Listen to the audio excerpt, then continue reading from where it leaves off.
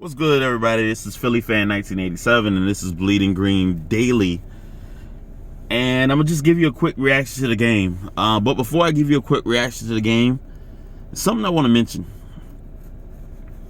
More and more, it seems that people that we have casted off and said that they are horrible players seems to be going places and doing bigger and better things. I cannot remember LJ Fort. LJ Fort was a linebacker that we had that we kicked to the curb and we said he's trash, he can't do anything. We kicked him off early in the season. He is going on to play really good for another team. Sidney Jones, now with the Jacksonville Jaguars. Yesterday had 4 passes deflected and an interception.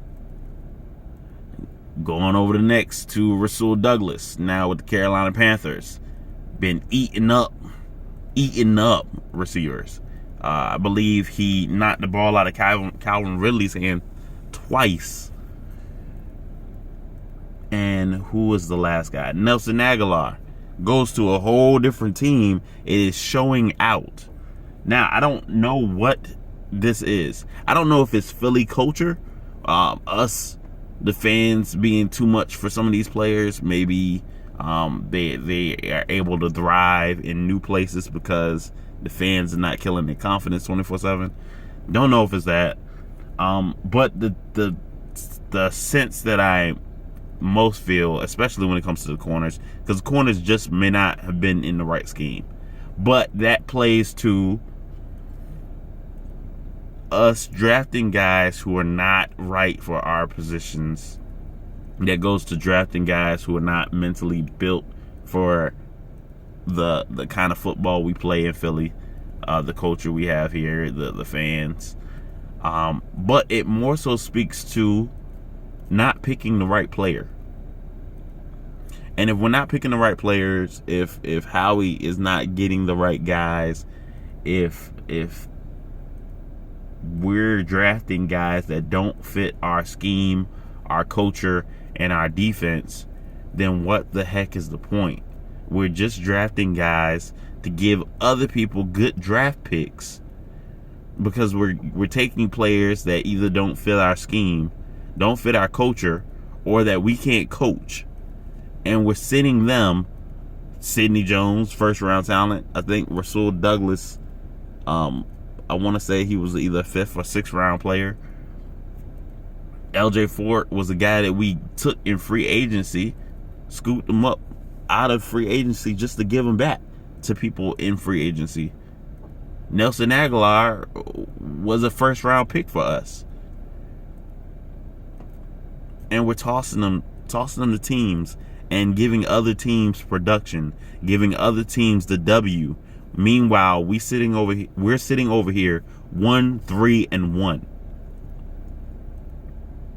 And we have lost 4 players, given up and released 4 players who have gone on to other teams and been thriving.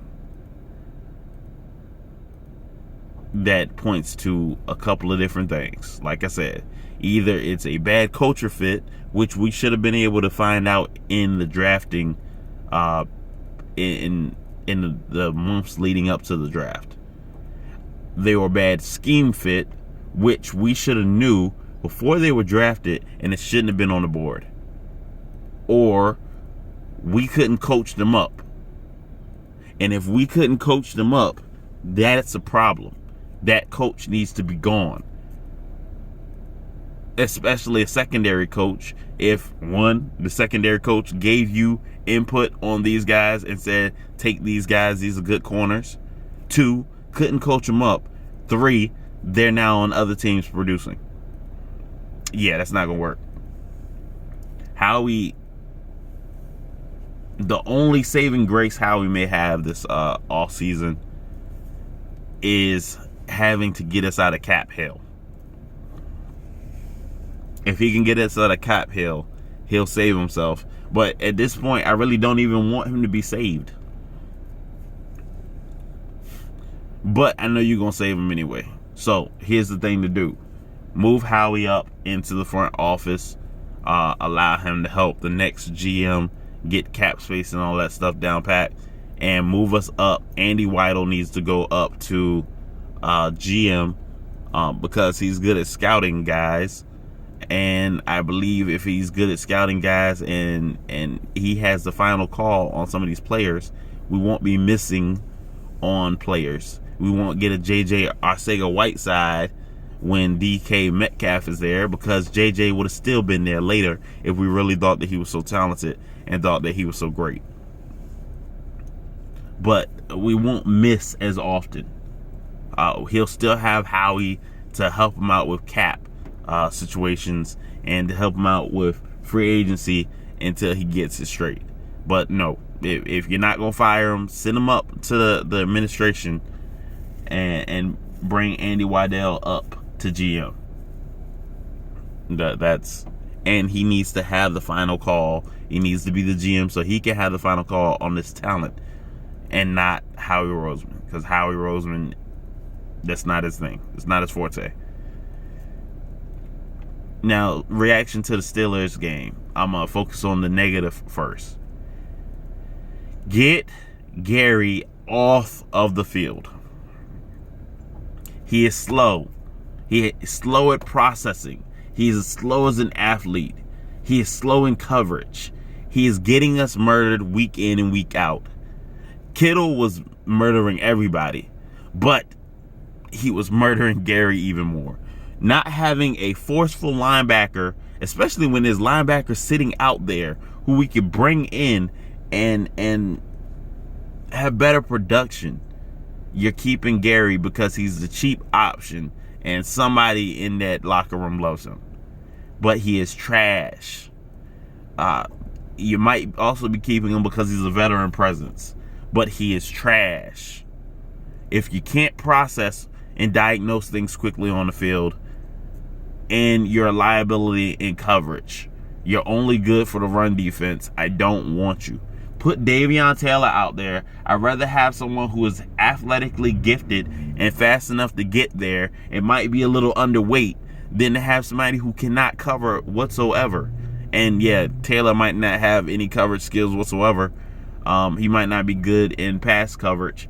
But at this point, I'll take the athlete who can at least speed up and get in position over the guy who's not fast enough to get there, can't process it, and even if he was there, probably couldn't cover it. There's too many X's against you for us to keep you on the field. You're too much of a liability in the middle of the field. Too much of a liability. Next, Jim Schwartz. While I love your pass rush, I love your scheme for the pass rush. I love what your scheme does for our pass rush. But, yeah, that back, it's not built for that. And maybe Gary is causing you to look worse than ever. But you're the coach. You're pretty much the head coach of the defense, and you're still leaving that man out there. You're letting that man get ate up. Now, when Will Parks gets back and we have more defensive back pieces, hopefully we go back to having two linebackers and we can get Gary off of the field. Hopefully that is the only reason you are keeping Gary on the field, is because you don't have Will Parks, if I'm saying the man's name right. You don't have him to play that Malcolm Jenkins role where he could essentially be the linebacker. Hopefully that's the reason. So I'm looking for Will Parks, if he's back this week, to get Nathan Gary off of the field. I don't want no parts of Nathan Gary. But I'm going to look very closely at the situation to see if it's more so of not having enough defensive backs to play the dime situation, the big dime situation, the way we've been playing big dime in other situations, big nickel and dime situations. So yeah, I don't understand. But Jim Schwartz also your play calling, and I don't know if that's also because the middle of the field is very vulnerable, but everybody and their mama is playing off. You're pretty much giving them the cushion to move up the field. And yes, you're not giving the deep ball away quickly, but we don't have anybody who can stop the soft coverage or stop the bleeding when we're playing prevent either. If we can't slow them down and prevent, and we also can't stop the big play from Claypool, if you leave the middle wide open, then it's no point in playing prevent. You might as well bring the guys up on them and let them play man to man, and if they get beat, they get beat. But we had a chance to win that game last night. We were 29-31. All we had to do was get in position to kick the field goal to tie it. And yeah. But Nathan Gary turns a very close game into a game out of reach. One person, one player, one play, one boneheaded defensive call causes us to lose a game or be out of reach from having a chance to lose a game. That's how close it is. On offense, I really don't have many gripes. Carson was out there balling. Carson looks better week in, week out.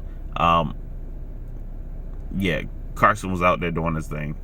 Carson's looking sharper. He's looking crisp. The ball is, you don't see too many errant throws.